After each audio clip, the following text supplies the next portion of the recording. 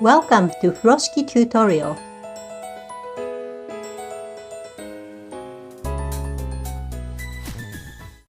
I will show you a basic way to wrap a box.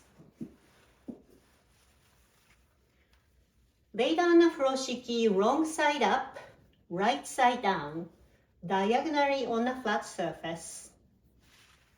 The rule of thumb for the size of furoshiki is this. The diagonal length of furoshiki should be about 3 times the length of the box you want to wrap.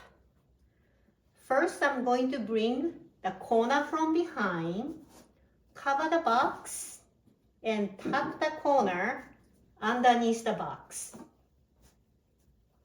Bring the other corner, cover the box, and I am going to take these 2 corners,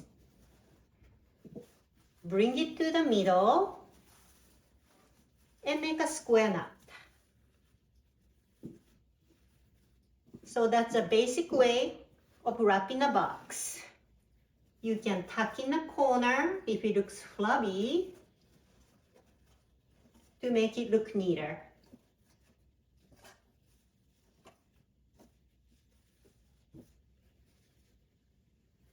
If you don't like this corner sticking out, you can also fold it, tuck it underneath the knot.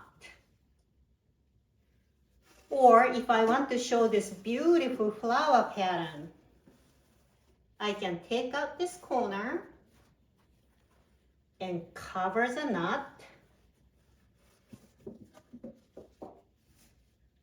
like this.